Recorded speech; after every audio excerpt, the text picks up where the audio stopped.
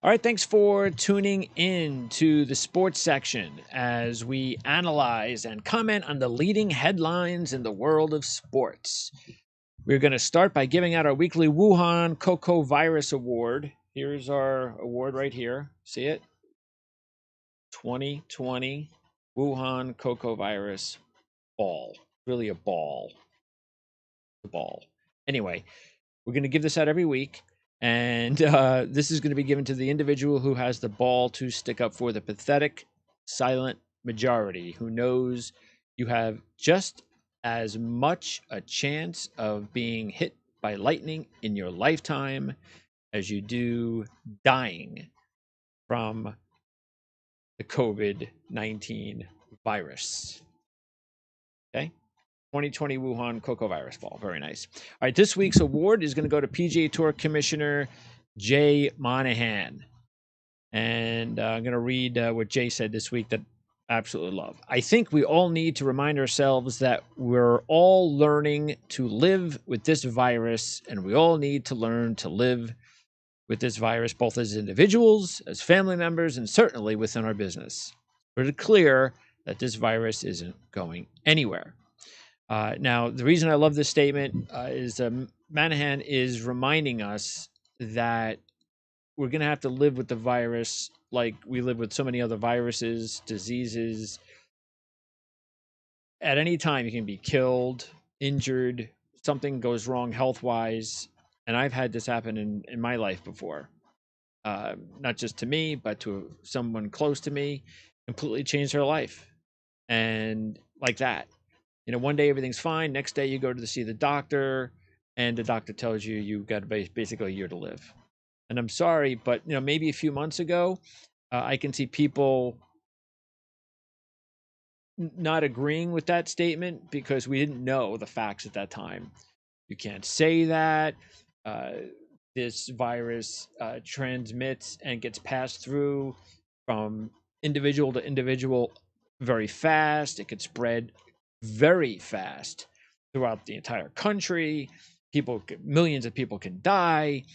Well, we've got the data. The data's there. All you got to do is look. And the data has told us and continues to tell us. And by the way, 11 straight weeks, the death toll has gone down. 11 straight weeks. And I just tweeted that out at Prime SN earlier today.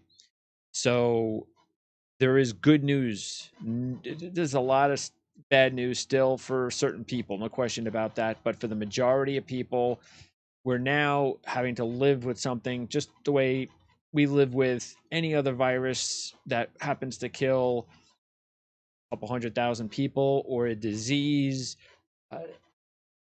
Just again, check out the facts, please. That's all I'm asking. Just check out the facts. Don't be misled. Don't even listen to me as far as believing what I have to say.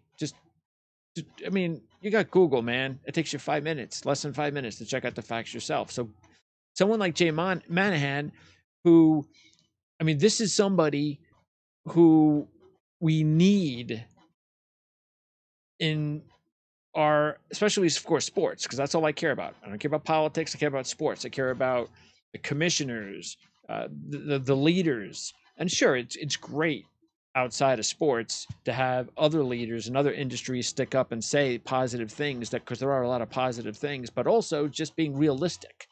Nothing's positive about a virus, but being realistic. And that's what Jay was being. He was being realistic. I love how he handled the press at the press conference last week.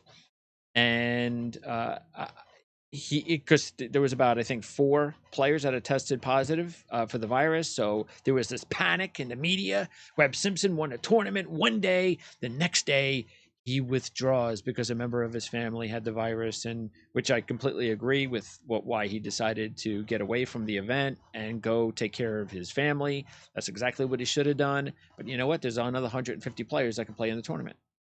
That's how you handle it. That's how Jay handled it. That's how you should handle it. Not panic like everybody was starting to panic. Uh-oh, Webb Simpson just won a PGA Tour tournament. He's now withdrawing because of the virus. Maybe it's over. Great try, Jay, but it's time to shut it down. but it was great to see, even through the national media, the media and how they panicked. It was great to see a leader like Jay stay positive, give the facts, and push back on the doom and gloom media.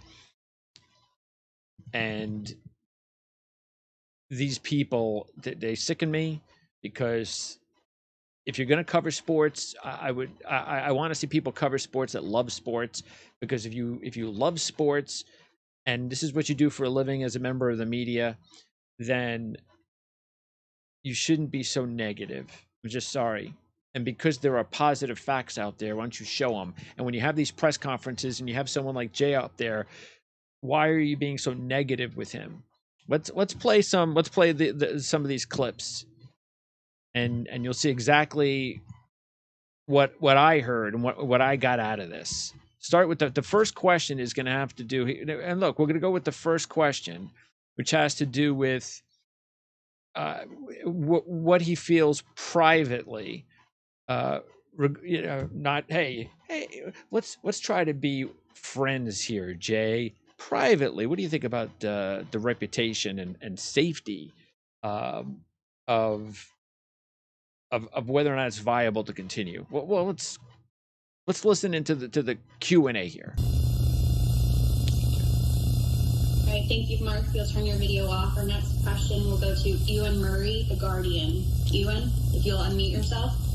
And by the way, I wanted to make sure that I got the reporter's name in, so you know who was asking the question. Thank you. Thanks, Jay, for doing this. Which, by the way, is so important. How irritating it is to watch press conferences across the nation in any sport.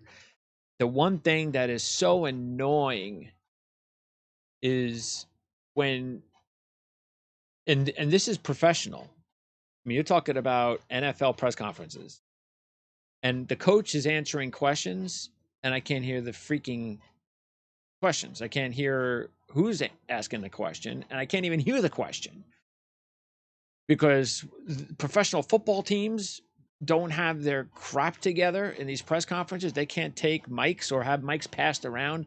If I'm the head of the media for these teams, I'm saying, okay, and if it's a big enough room and there's a lot of people there, then I'm going to have 2 or 3 mics. I'm going to have them in different sections. I say, okay, when you ask a question, state your name, talk in the mic, and ask the question and be professional, whatever. And they don't do it. I'm not saying everybody does it, but there are enough press conferences that go on in sports where I don't hear the questions. And if I don't hear the questions, then the answers over 50% of the time are meaningless. I have no idea which player he's talking about or which situation in the game he was talking about. All right, anyway, back to Jay. Just following on from Mark's initial point, do you have a position, even privately, whereby it would not be viable to continue with this or other tournaments on the grounds of reputation, if not health and safety? Just you and I talking here. Listen, I think that that's something, Ewan, that you're mindful of, every minute of your working life is our brand and the safety of our players. That's right. Good answer, Jay. Don't take the bait on that one. What's he going to say?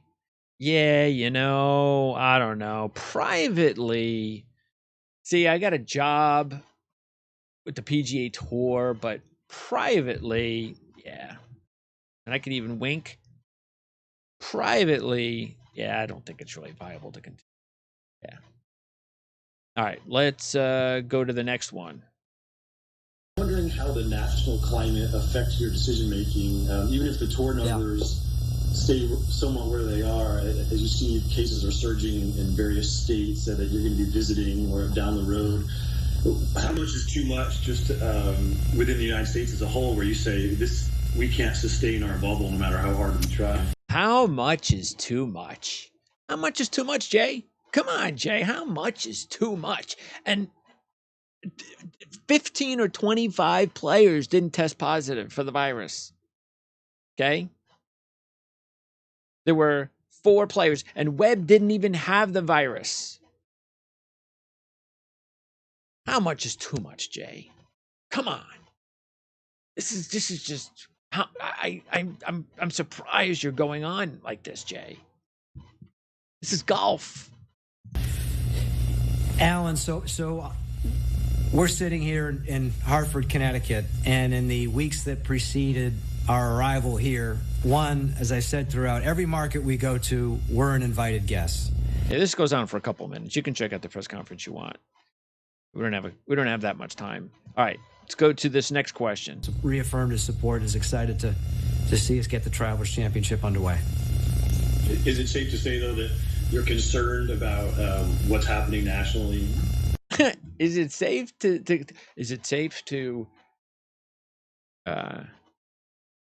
say that you're concerned with what's going on nationally, Jay? Are you concerned? Safe to say. No. Why would I be concerned?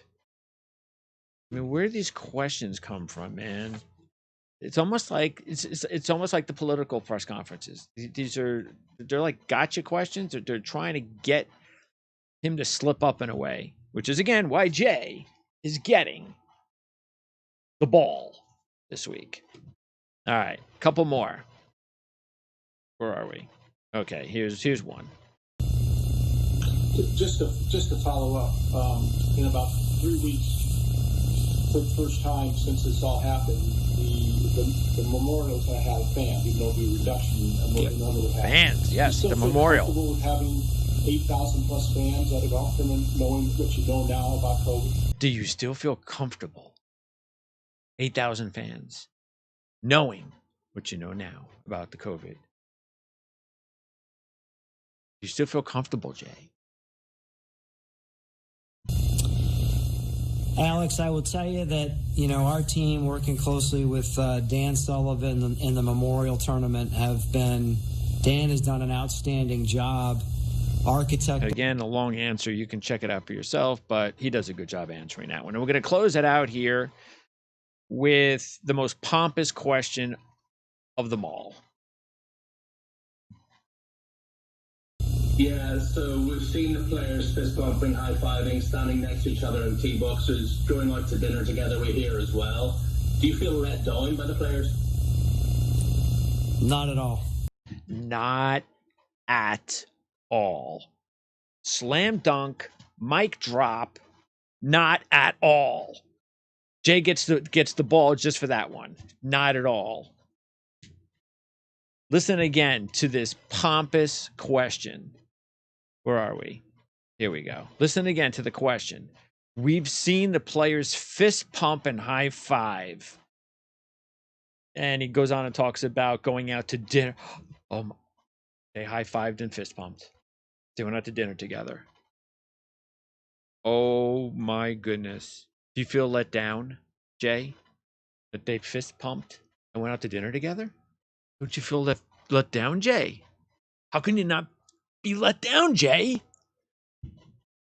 Yeah, so we've seen the players fist bumping, high-fiving, standing next to each other in tee boxes, going out to dinner together. We're here as well. Do you feel let down by the players? Let down? Not at all. Not at all. Yeah. In your face.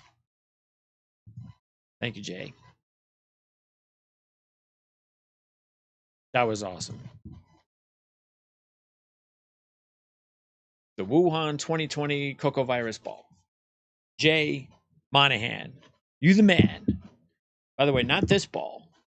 See, this is Little Penny's ball. This one right there. This is my buddy, Little Penny.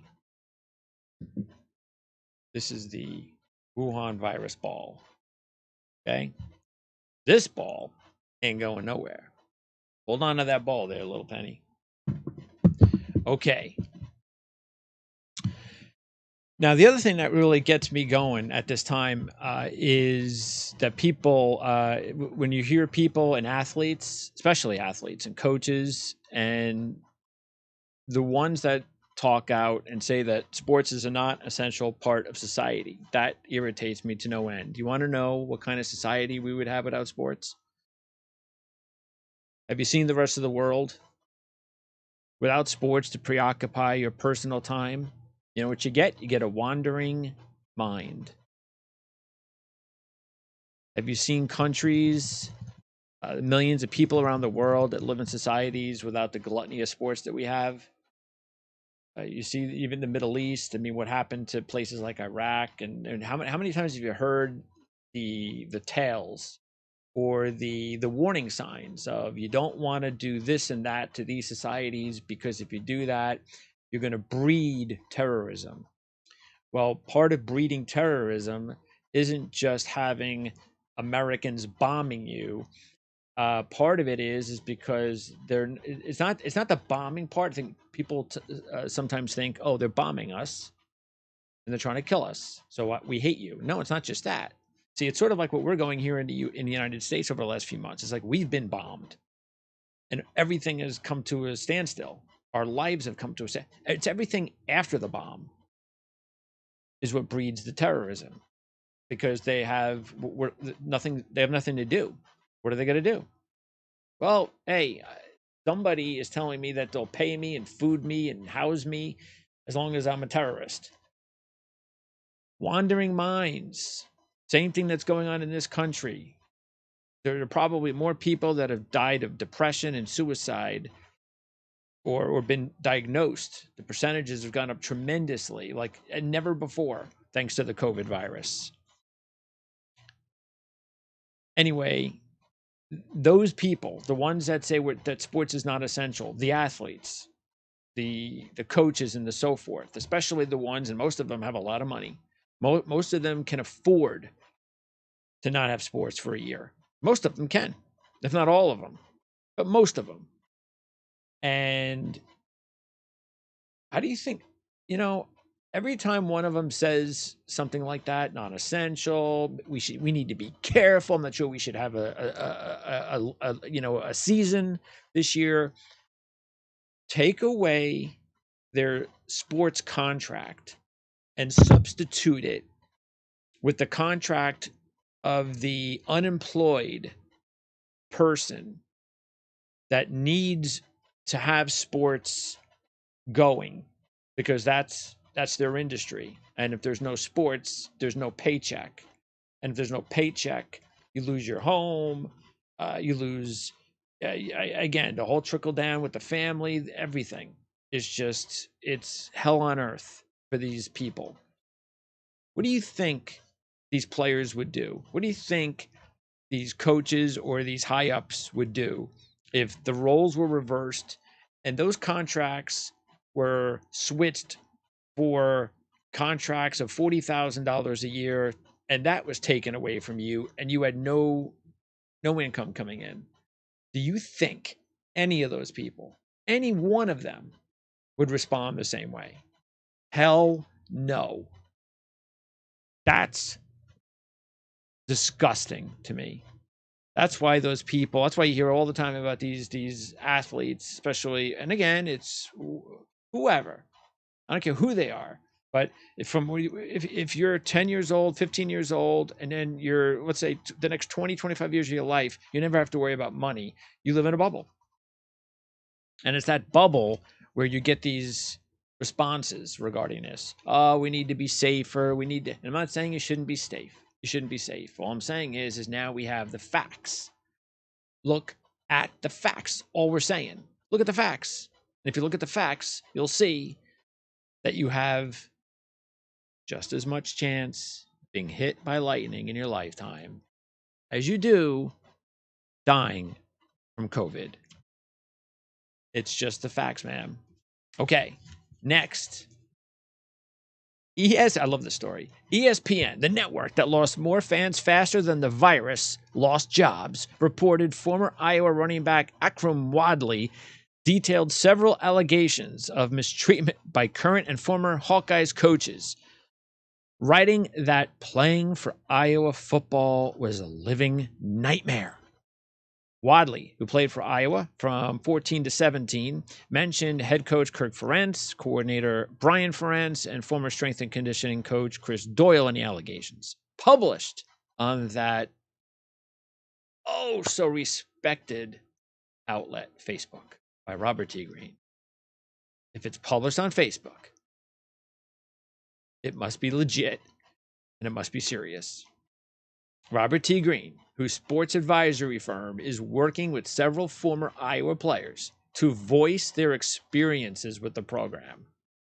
Okay, and why are you doing that? Out of the kindness of your heart, Robert T. Green? I doubt that. Okay, what did Wadley have to say?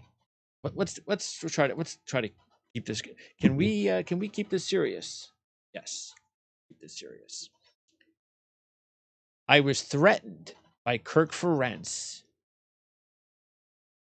that my meal card would be taken away, and I will not eat, nor be able to sit with my teammates during eating sessions.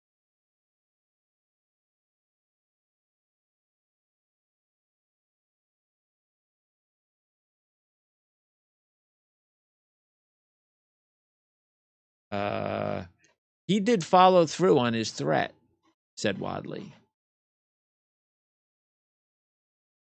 I went to use my meal card, and it was declined. I had to call my mother from New Jersey at 10 or 11 at night because I was hungry to order Domino's pizza for me.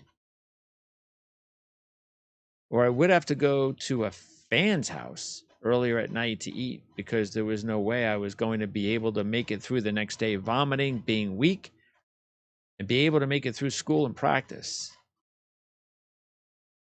Kirk Ferentz took his meal card away. That's sickening. Akram Wadley, deprived of a meal card by Kirk Ferentz and those sickening Iowa Hawkeyes. How could they? Have you ever heard of such a thing? Because I haven't. It's just, there's no forgiving Kirk Ferentz.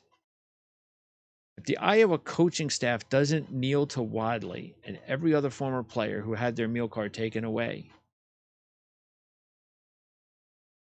I propose the most radical penalty ever imagined because I'm stunned. I just hope that the coaches took away meal cards from the white players too. If it was just the black players who had their meal cards taken away, that's the only other thing that could make this story sound even worse.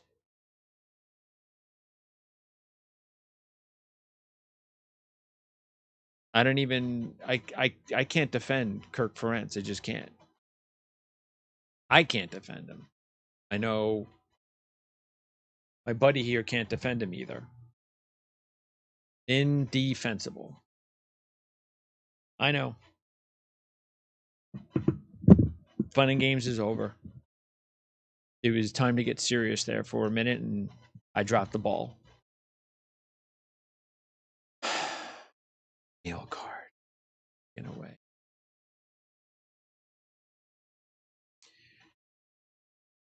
Millennials. You know, it's interesting.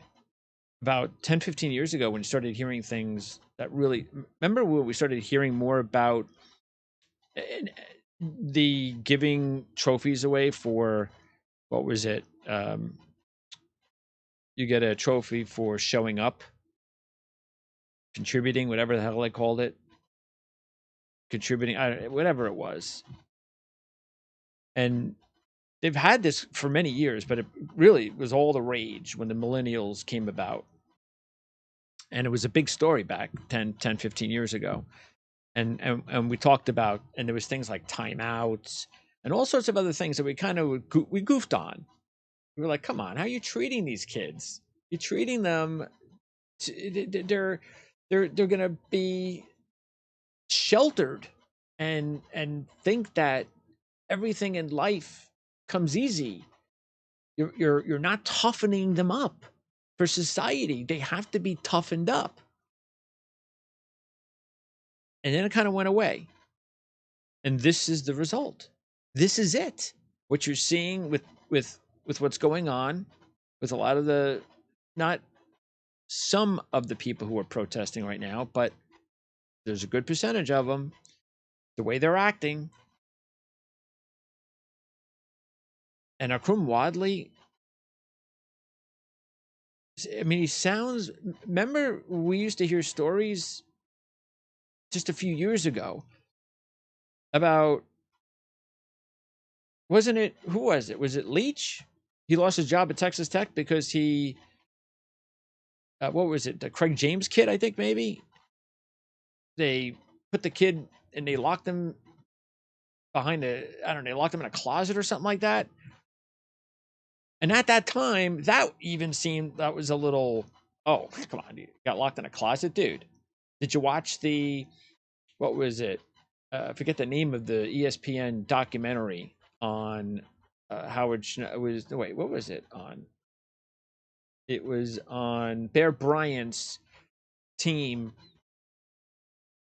Oh, man, I wish I could remember the name of it. It was really good. Tom Berenger in it. And it talked about the Junction Boys. And it talked about, and it showed you what those kids went through. And then you think about that, then you thought about being locked behind a closet door, and that was kind of okay. Maybe you shouldn't have done that. But now it's gotten to, you took your meal card away from you. It's if this was April, I would have needed to have checked the calendar to find out if it was April Fool's Day. Seriously. Because this kid was seriously traumatized by this. Okay, I don't know what's going on. We're going to close today's sports section with our COVID-19 Cup update. All right, I propose that the NBA, Major League Baseball, and the NHL champions this season receive an official COVID-19 trophy. Now, the NBA's trophy is called the Larry O'Brien. The Major League Baseball's is called the Commissioner's Trophy. And the NHL, of course, gets the Stanley Cup. That's the one that, I mean, I don't even, I'm you're going to give the Stanley Cup away this year? That's, I don't even know. You cannot give the Stanley Cup away this year, and they're going to do it. What we're going to have here in the NBA and the NHL are glorified tournaments. That's all they are. They're on neutral sites. And for some reason, even though we just talked about golf and they're going to have fans for golf in a few weeks, I forget exactly what date it is, but it's going to be, I think it's going to be just about during or even before the NBA or NHL season is over. So they got fans. NASCAR is starting to put fans in to their locations.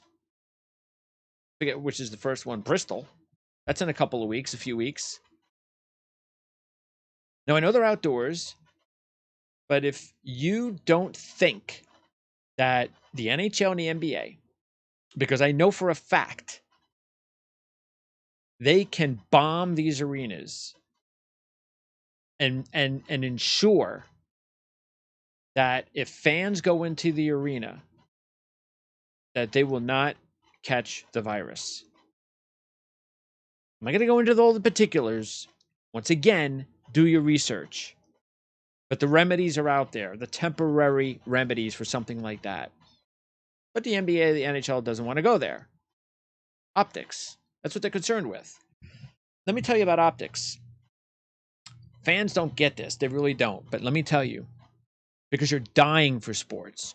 You just want sports so bad that you don't care if they're fans or not. You got to watch it. And I'm telling you right now, that is going to last a game or two. Once you start watching games on a nightly basis and there are no fans and you see what these games look like without fans, that first game, and maybe after the first game you go, well, you know, maybe it was just a first game thing. I'll get used to this. But then the second game comes and you're like, oh my goodness, this is not working for me. This is too strange. I mean, I could hear everything on the court. I could hear everything on the ice. There's an echo in the arena. And if you don't think athletes are going to feel the effects as well, I don't care what anybody says, athletes will not give 100%. And it's not because they won't want to. I'm not saying anything negative about them not giving 100%. You just, how can you? You're going to be playing in front of nobody. They're going to look like practices. That's what they're going to look like. And that's going to be the environment you're going to hear and see on television. It's going to remind you, there's no equivalent whatsoever to anything real. They said the Yankees and my Washington Nationals. Oh, okay, great. I was kind of upset initially when I was reminded that the Yankees were playing my Nationals this year. Could it be this year? Wish it was during a real season. And then I hear they're going to play on opening day. And I was like, oh, that's great. Okay, something cool. Good decision. Nationals, Yankees, opening day. Yeah, it's in Washington too. All right. And then, but no fans. No fans. Why? So you can say maybe with the arena, no fans. And I still don't think that that's an excuse, but if that's what you want to say, what's the excuse for a baseball game outdoors? There's no excuse. Why aren't there fans? Why aren't there going to be fans at the Nationals Yankees game? The Washington Nationals waited a lifetime for a World's Championship. And they're going to have the Yankees as their home opener, and their fans don't get to enjoy that experience. I'm warning everybody. Remember, you heard it here. It's the last day of June, 2020. You heard it here. Fans, you fans out there, you are not going to be happy. You are not. You may think you're going to be, but you're not. And I'm not saying that they shouldn't play. Hey, this is my industry. The more the better. All I'm saying is you can't be giving out the Stanley Cup. You cannot be giving out the Larry O'Brien trophy or the Commissioner's trophy. They're not real. Everybody knows it. I mean, sure, the players are going to get excited. And to tell you the truth, I wonder how excited some of these players and teams are going to be. I think what'll be interesting is when a team wins a championship this year, put it side by side with last year's champion. And I want to see what kind of difference, especially if it winds up being a team that had previously won not that long ago. Like, let's say St. Louis wins again in hockey. Or let's say, not the Lakers, because it's been a while for them, but I don't know. Let's just pick any team you like. That's one. See, because there's so much movement this year in the NBA, it's actually a little bit more difficult. But even just say the Lakers, okay? I mean, LeBron in front of no fans winning a championship. He already has several championships. I mean, how pumped up do you think he's going to be? I am warning everybody, if they don't put fans in those stands, in those arenas, and they're going to give these trophies away, it's an embarrassment. So, COVID-19 Cup. That's what you give the NBA, Major League Baseball, and the NHL. Why don't you make up a trophy, make up the COVID-19 Cup, and call it something where you have all three leagues, and you all get to share the trophy. You have 3 trophies, and they all have the 3 leagues on it. You all share something special. You'll get the COVID-19 Cup.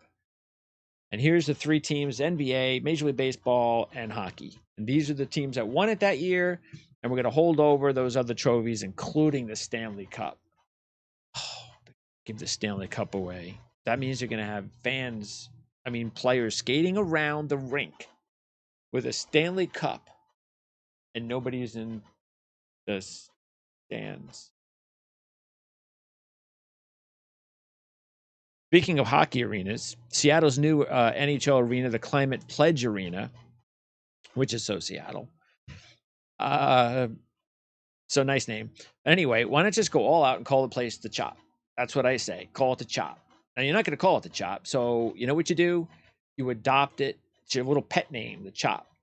That's how you take a crazy situation, a far out liberal cause, and turn it into something cool and helpful for your home team. How cool would it be? Just imagine the ways you could take the word chop and turn it into a unique sports metaphor for in your favor for your team. There's so many different ways by calling it the chop. Now, of course, Rutgers has the chop back. I'm pretty stoked about that. We'll talk more Rutgers football definitely at some point soon. I can't wait. But hey, take my advice, Seattle. Chop. Use the chop. All right, later this week on the sports section, Jamal Adams and Life is a Real Jets Fan. That's going to be coming up on the next sports section. And of course, it's me. Life is a Real Jet Fan. So, but it's going to be interesting. We'll talk about Jamal Adams. I'm trying to find like a Jet something. I don't have a Jamal Adams jersey, but I was thinking of burning something with Jamal Adams on it. Because that's how I feel right now about Jamal Adams and how he's handling this situation. If you enjoyed this video and would like to see more, which include handicapping, NASCAR, and horse racing, until the big 3 tournaments begin next month, and then we'll have coverage on baseball, basketball, and hockey. Make sure to click the PSN link. No. Yeah, there. And then you'll be able to subscribe to our channel. We will also be previewing pro and college football soon, so don't miss out. Thanks for checking us out, and we'll see you soon right here on the sports section.